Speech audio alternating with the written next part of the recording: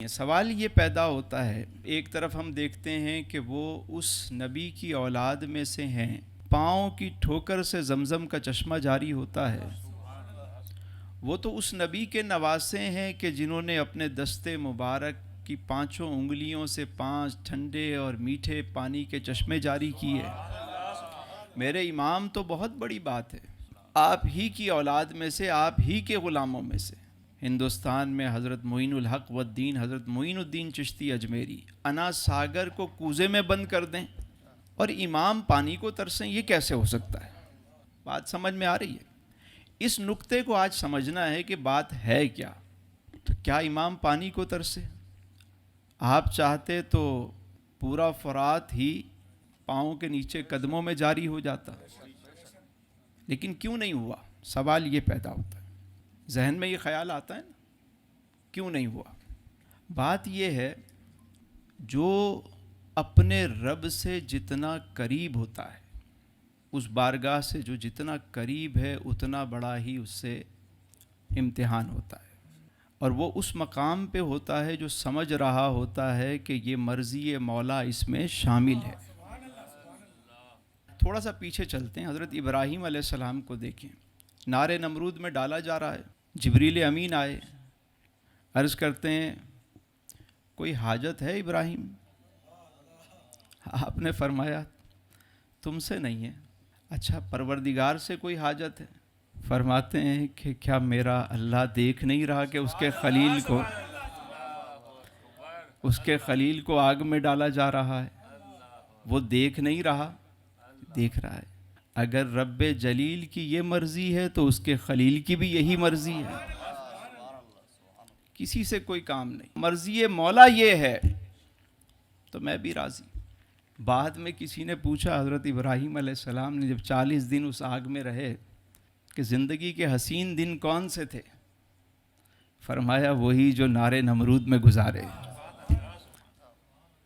اب ہمیں تو بظاہر لگ رہا ہوتا ہے کہ بندہ اس آزمائش سے گزر رہا ہے، لیکن وہ کس مزے میں ہوتا ہے، کس مقام پہ ہوتا ہے۔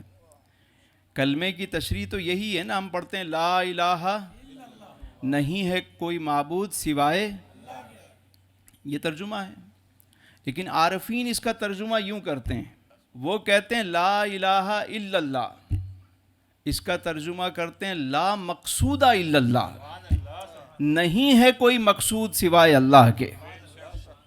اور وہ جو اگلے درجے والے ہوتے ہیں وہ کہتے ہیں لا موجود الا اللہ، نہیں ہے کوئی موجود سوائے اللہ کے۔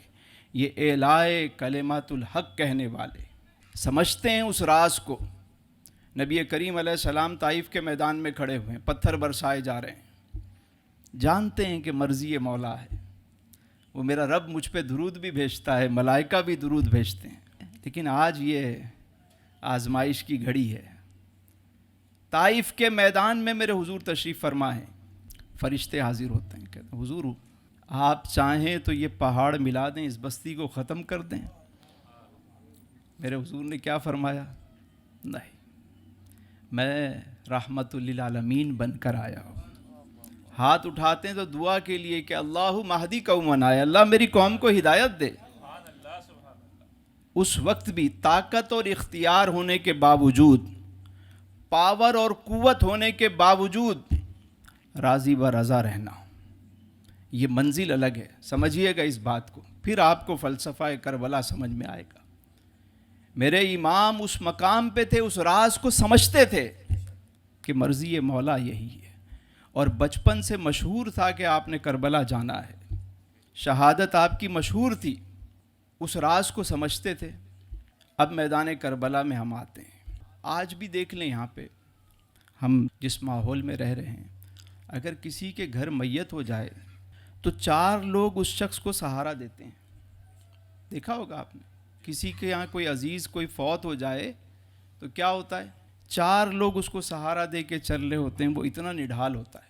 لیکن وہ کون سی طاقت تھی میرے امام کے پاس کہ گھر کا گھر لٹا دیا، 71 جان نثار قربان کر دیے، بیٹے بھانجے بھتیجے دوست احباب سب قربان کیے، لیکن پھر بھی جب باری آئی ساری حجتیں تمام ہوئیں تو میدان میں جب میرے امام نکلے تو یزیدی لشکر گاجر مولی کی طرح کٹ کٹ کے گر رہا تھا. مجھے بتائیں 71 جان اثاروں کے بعد کوئی شخص تلوار اٹھا کے میدان میں آ سکتا ہے؟ وہ کون سی طاقت تھی؟ وہ کون سی قوت تھی؟ میرے امام اس راز کو جانتے تھے. مصر کی عورتوں نے جب سیدنا یوسف علیہ السلام کے چہرے کو دیکھا تو پھلوں کے بجائے اپنی انگلیاں کاٹ دیں اور انہیں احساس نہ ہوا. کیا تکلیف نہیں ہوئی؟ تکلیف ہوئی ہوگی. اگر کسی کو کچھ سوئی چبھ جائے تو کتنی تکلیف ہوتی. انگلیاں کٹ گئیں، لیکن وہ حسن یوسف میں اتنا محو تھیں کہ انہیں انگلیاں کٹنے کی خبر بھی نہ ہوئی. تو بتائیں جب امام عالی مقام نے قربانی پیش کی تو وہ میرے امام کن جلووں میں گم ہوں گے اور کون کون استقبال کے لیے آیا ہوا ہوگا. یہ میدان کربلا کی بات ہے. اس کو سمجھنے کے لیے اس حدیث کو سمجھیے کہ کل قیامت کے دن جب جنتی جنت میں داخل ہو جائیں گے، سب داخل جنتی ہو جائیں گے، سب سے بڑا انعام جو ملے گا جنت میں وہ پتہ ہے کیا ہوگا؟ رب کریم کا دیدار ہوگا. جب جنتی اپنے رب کا دیدار کریں گے اور جب دیدار کر چکے ہوں گے تو رب پوچھے گا بتاؤ ذرا میرے بندو، میری جنت میں کسی شے کی کمی ہے؟ سب کیا کہیں گے؟ نہیں میرے مالک، یہ تو وہ جنت ہے کہ ہماری آنکھ نے کبھی ایسا منظر نہیں دیکھا، ہمارے دل میں ایسا خیال نہیں آیا. کیا خوبصورت تیری جنت ہے. میں کوئی کمی ہے؟ نہیں. ہاں بھائی تم بتاؤ. شہید کھڑا ہو جائے گا، کہے گا میرے مالک تیری جنت میں ایک کمی ہے. وہ کیا ہے؟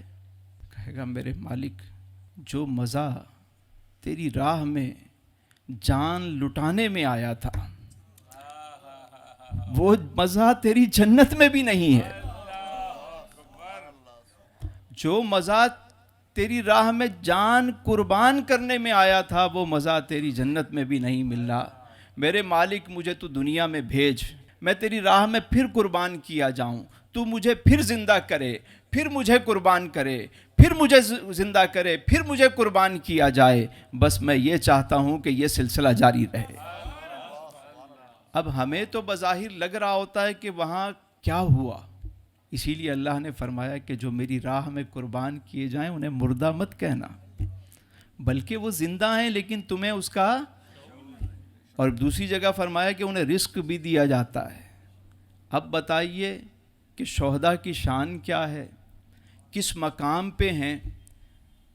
اور میرے امام اللہ اکبر.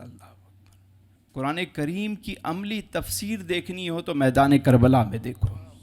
اللہ رب العزت نے فرمایا کہ وَلَنَبْلُوَنَّكُمْ بِشَيْءٍ مِّنَ الْخَوْفِ وَالْجُوعِ وَنَقْصٍ مِّنَ الْأَمْوَالِ وَالْأَنفُسِ وَالثَّمَرَاتِ، کہ میں تمہیں آزماؤں گا، کبھی خوف سے، کبھی بھوک سے، کبھی جانوں کے نقصان سے، کبھی مالوں کے نقصان سے، کبھی پھلوں کے نقصان سے. پھلوں سے مراد انسان کی اولاد ہے. اب یہ 5 باتیں دیکھیں اور میدان کربلا کو دیکھیں. خوف بھی ہے، بھوک بھی ہے، اولاد کی قربانی، اپنی قربانی، پھلوں بچوں کی قربانی. وہ کون سی قربانی ہے جو میرے امام نے پیش نہیں کی؟ قرآن کی عملی تفسیر راضی بارضا. اسی لیے تو معین الدین چشتی اجمیری پکار اٹھے کہ شاہ است حسین، شاہ بھی حسین ہے، بادشاہ است حسین، بادشاہ بھی حسین ہے. دین است حسین، دین پناہ است حسین. دین بھی حسین ہے اور دین کو پناہ دینے والے بھی حسین ہیں. سرداد نہ داد دست در دست یزید، سر دے دیا پر ہاتھ نہیں دیا یزید کے ہاتھ میں. حقا کے بنا لا الہ است حسین. حقیقت یہ ہے کہ لا الہ کی بنیاد ہی حسین. لا الہ کی بنیاد کلمے کا فلسفہ ہی میرے حسین نے سمجھا دیا.